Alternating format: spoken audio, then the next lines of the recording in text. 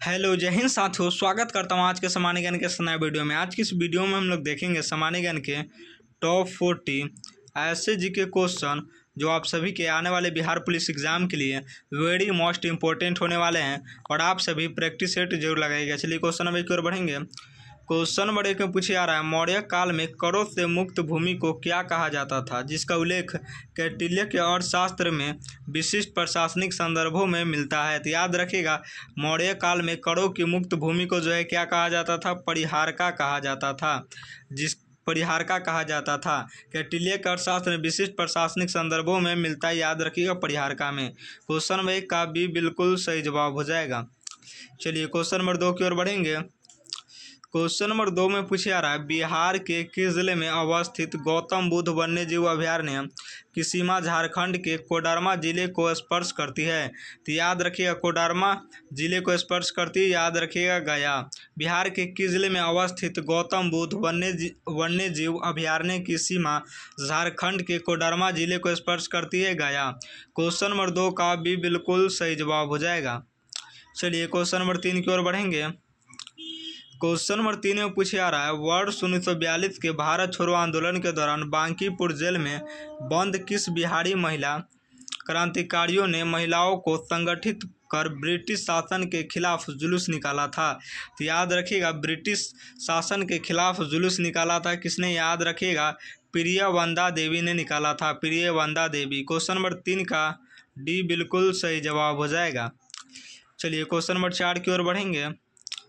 Question number 4 में पूछे आ रहा है, भारतीय संविधान के किस अनुच्छेद के तहत बिहार विधानसभा के किसी सदस्य की दल बदल डिफेक्शन के आधार पर अयोग्यता का प्रश्न विधानसभा अध्यक्ष को संदर्भित किया जाता है। तो याद रखिएगा, अयोग्यता का प्रश्न विधानसभा अध्यक्ष को संदर्भित किया जा सकता है। तो ये किया जाता है, याद रखिएगा अनुच्छेद 191 के तहत जो है किया जाता है।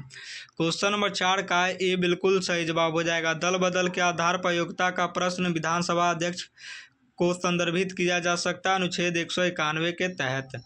चलिए क्वेश्चन नंबर 5 की ओर बढ़ेंगे। क्वेश्चन नंबर 5 में पूछे जा रहा है, पाल शासक देवपाल ने जावा इंडोनेशिया के किस शैलेंद्र वंशीय शासक के अनुरोध पर नालंदा में एक बौद्ध विहार बनाने के लिए 5 गांव दान में दिए थे। तो बौद्ध विहार बनाने के लिए जो है 5 गांव दान में दिए थे किसने, याद रखेंगे बालपुत्र देव ने जो है 5 गांव दान में दिए थे, याद रखेंगे। क्वेश्चन नंबर 5 का सी बिल्कुल सही जवाब हो जाएगा। चलिए क्वेश्चन नंबर 6 की ओर बढ़ेंगे। क्वेश्चन नंबर 6 में पूछे आ रहा है, वर्ष 1934 में आए बिहार के विनाशकारी भूकंप के बाद राहत कार्यों की निगरानी के लिए गठित बिहार केंद्रीय रिलीफ कमेटी के सचिव कौन बनाए गए थे। तो याद रखिएगा, रिलीफ कमेटी के सचिव कौन बनाए गए थे, तो आपको याद रखना है अनुग्रह नारायण सिंह को जो है बनाए गए थे। क्वेश्चन नंबर 6 का भी बिल्कुल सही जवाब हो जाएगा। चलिए क्वेश्चन नंबर 7 की ओर बढ़ेंगे। क्वेश्चन नंबर 7 में पूछे आ रहा है, भारतीय संविधान के किस अनुच्छेद के तहत यदि बिहार राज्य विधान परिषद का कोई सदस्य अपनी सदस्यता के त्याग पत्र देना चाहे तो वह विधान परिषद के सभापति को संबोधित कर ऐसा कर सकता है। तो याद रखिएगा, ऐसा कर सकता है अनुच्छेद 183 के तहत जो है प्रावधान किया गया है। क्वेश्चन नंबर 7 का भी बिल्कुल सही जवाब हो जाएगा। चलिए क्वेश्चन नंबर 8 की ओर बढ़ेंगे।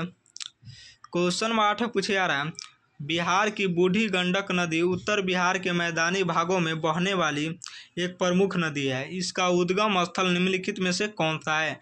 तो इसका उद्गम स्थल जो है कौन सा है, सोमेश्वर श्रेणी की पहाड़ियाँ हैं, याद रखेंगे। इसका उद्गम स्थल कौन सा है, सोमेश्वर श्रेणी की पहाड़ियाँ।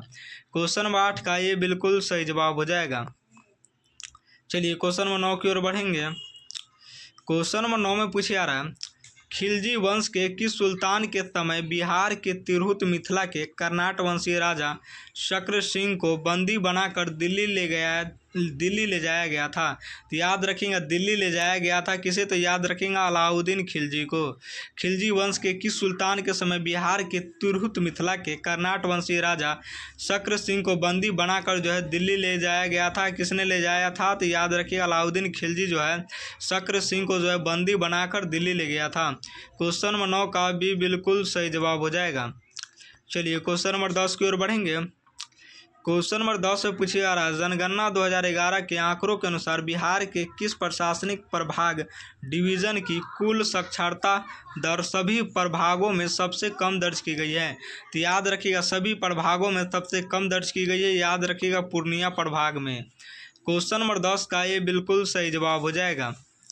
चलिए क्वेश्चन नंबर 11 की ओर बढ़ेंगे। क्वेश्चन नंबर 11 में पूछा जा रहा है, वर्ष 1765 में इलाहाबाद की संधि के बाद ईस्ट इंडिया कंपनी ने बिहार का नायब दीवान डिप्टी दीवान किसे नियुक्त किया था जो राजस्व प्रशासन का प्रमुख था? तो याद रखिएगा राजस्व प्रशासन का प्रमुख था राजा सिताब राय, याद रखेंगे राजा सिताब राय। क्वेश्चन नंबर 11 का ये बिल्कुल सही जवाब हो जाएगा। चलिए क्वेश्चन नंबर 12 की ओर बढ़ेंगे।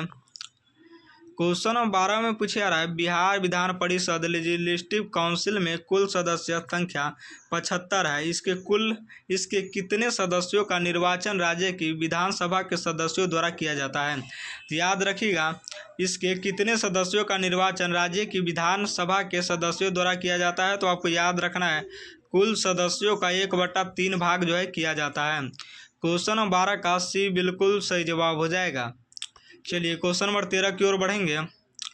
क्वेश्चन नंबर 13 में पूछा जा रहा है, गुप्त काल में बिहार के किस जिले में स्थित मुंडेश्वरी मंदिर को भारत के सबसे प्राचीन चालू एक्टिव मंदिरों में से एक माना जाता है? तो याद रखिएगा एक्टिव मंदिरों में से एक माना जाता है कैमूर। याद रखेंगे गुप्त काल में बिहार के किस जिले में स्थित मुंडेश्वरी मंदिर को भारत में सबसे प्राचीन चालू एक्टिव मंदिरों में से एक माना जाता है? तो याद रखिएगा एक्टिव मंदिर माना जाता है कैमूर में है। मुंडेश्वरी मंदिर कहाँ है? याद रखेंगे कैमूर में, जिसे सबसे चालू मंदिर माना जाता है। क्वेश्चन नंबर 13 का भी बिल्कुल सही जवाब हो जाएगा। चलिए क्वेश्चन नंबर 14 की ओर बढ़ेंगे। क्वेश्चन नंबर 14 में पूछा जा रहा है, बिहार के किस जिले में पंत वन्यजीव अभयारण्य पैंट वाइल्ड लाइफ सेंचुरी स्थित है जो 5 पहाड़ियों से घिरा हुआ है एक ऐतिहासिक क्षेत्र है? तो याद रखिएगा 5 पहाड़ियों से घिरा हुआ एक ऐतिहासिक क्षेत्र कहाँ है? तो याद रखेंगे नालंदा में है। क्वेश्चन नंबर 14 का सी बिल्कुल सही जवाब हो जाएगा। चलिए क्वेश्चन नंबर 15 की ओर बढ़ेंगे। क्वेश्चन नंबर 15 में पूछा जा रहा है, वर्ष 1920 में जब महात्मा गांधी ने बिहार का दौरा किया था तब उन्होंने किस स्थान पर राष्ट्रीय महाविद्यालय नेशनल कॉलेज की नींव रखी थी जिसके प्रथम प्राचार्य डॉक्टर राजेंद्र प्रसाद बने थे? तो याद रखेंगे जिसके प्रथम प्राचार्य डॉक्टर राजेंद्र प्रसाद बने थे, तो याद रखिएगा सदाकत आश्रम पटना। वर्ष 1920 में जब महात्मा गांधी ने बिहार का दौरा किया था तब उन्होंने किस स्थान पर राष्ट्रीय महाविद्यालय की नींव रखी थी? तो सदाकत आश्रम पटना में रखी थी, जिसके प्रथम प्राचार्य जो है डॉक्टर राजेंद्र प्रसाद को जो है बनाए गए थे। क्वेश्चन 15 का ये बिल्कुल सही जवाब हो जाएगा। चलिए क्वेश्चन नंबर 16 की ओर बढ़ेंगे।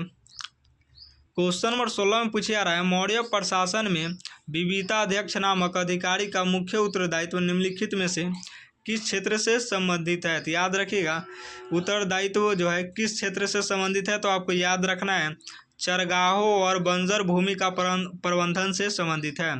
याद रखेंगे विविताध्यक्ष नामक अधिकारी का मुख्य उत्तरदायित्व जो है चरगाहों और बंजर भूमि का प्रबंधन से संबंधित था। क्वेश्चन नंबर 16 का भी बिल्कुल सही जवाब हो जाएगा। चलिए क्वेश्चन नंबर 17 की ओर बढ़ेंगे।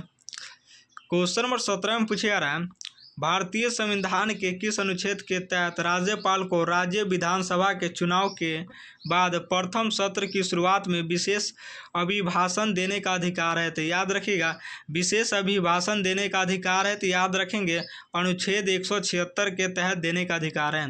क्वेश्चन नंबर 17 का सी बिल्कुल सही जवाब हो जाएगा। चलिए क्वेश्चन नंबर 18 की ओर बढ़ेंगे। क्वेश्चन नंबर 18 में पूछा जा रहा है, भू आकृतिक दृष्टिकोण से बिहार का टाल क्षेत्र पटना से लेकर कहाँ तक एक संकीर्ण पट्टी के रूप में फैला हुआ है जो बाढ़ के पानी से घिर जाता है? तो याद रखिएगा बाढ़ के पानी से घिर जाता है, याद रखेंगे भागलपुर। क्वेश्चन नंबर 18 का ये बिल्कुल सही जवाब हो जाएगा भागलपुर। चलिए क्वेश्चन 19 की ओर बढ़ेंगे। क्वेश्चन 19 से पूछा जा रहा है, वर्ष 1930 के नमक सत्याग्रह के दौरान पटना के किस स्थान पर नमक कानून तोड़ने के लिए मुख्य केंद्र बनाया गया था जहां पुलिस ने लाठियां बरसाई थी। तो याद रखिएगा, पुलिस ने लाठियां बरसाई थी, ना खास पिंड की जगह बरसाई थी। वर्ष 1930 के नमक सत्याग्रह के दौरान पटना के किस स्थान पर नमक कानून तोड़ने के लिए मुख्य केंद्र बनाया गया था? जहां पुलिस ने लाठियां बरसाई थी, ना खास पिंड में जो है लाठियां बरसाई थी। 1930 में जब नमक सत्याग्रह का जो आंदोलन हुआ था, उस समय जो है पुलिस जो है लाठियां बरसाई थी, ना खास पिंड में। क्वेश्चन 19 का ये बिल्कुल सही जवाब हो जाएगा। मुख्य केंद्र कहाँ बनाया गया था, ना खास पिंड, याद रखेंगे।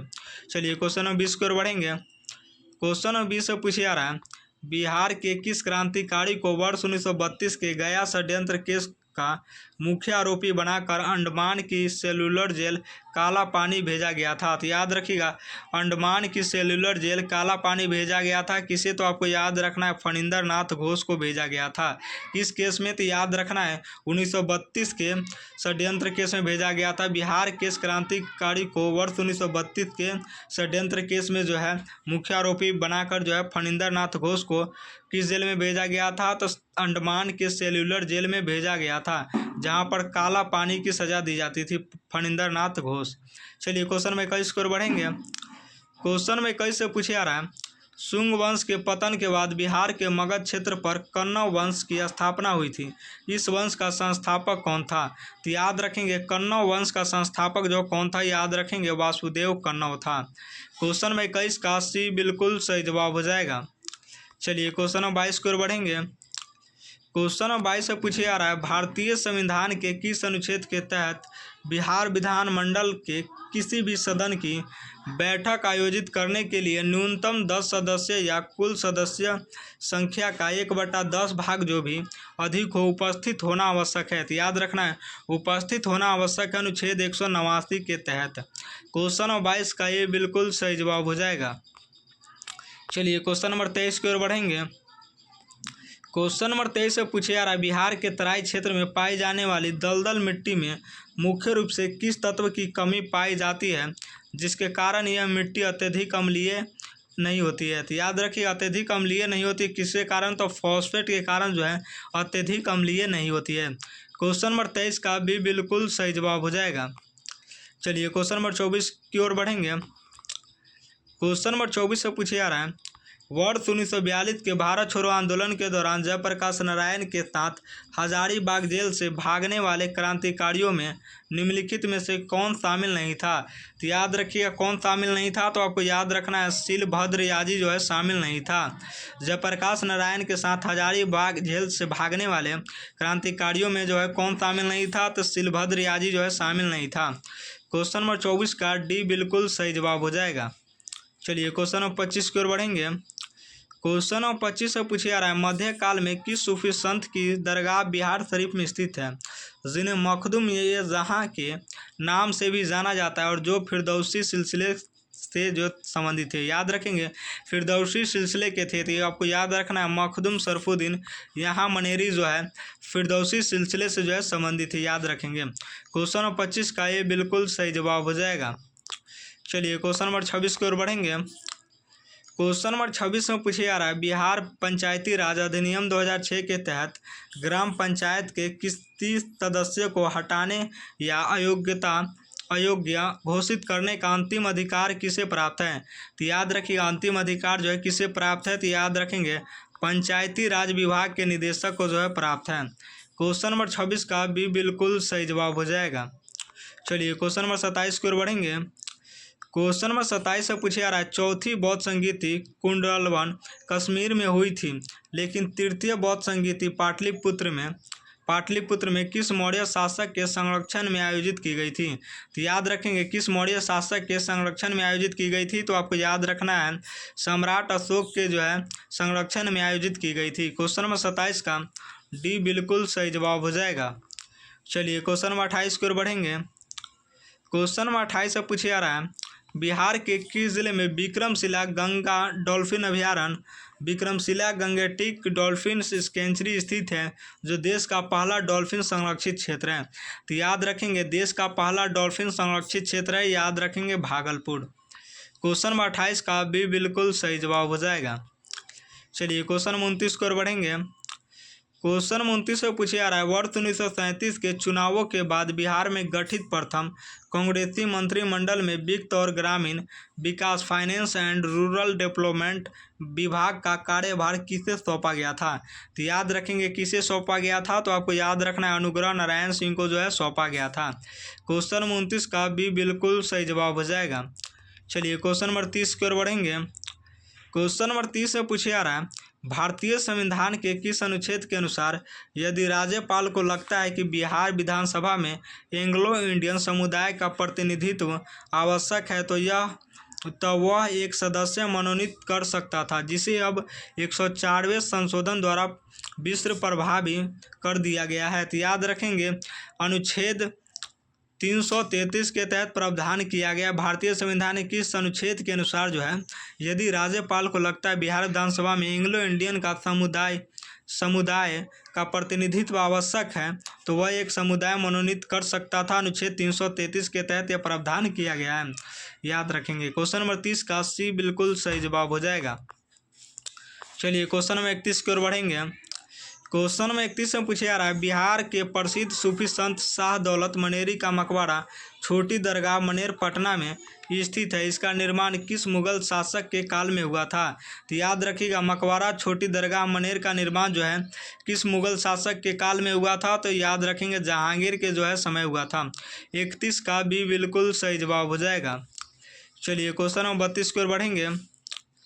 क्वेश्चन नंबर 32 से पूछा जा रहा है, भूवैज्ञानिक संरचना के अनुसार बिहार के दक्षिणी पठारी भाग में पाई जाने वाली धारवाड़ चट्टानें धारवाड़ रॉक्स मुख्य रूप से किस कल्प ईरा की मानी जाती है? तो याद रखिएगा किस कल्प की मानी जाती है? तो याद रखेंगे प्री कैम्ब्रियन कल्प की मानी जाती है।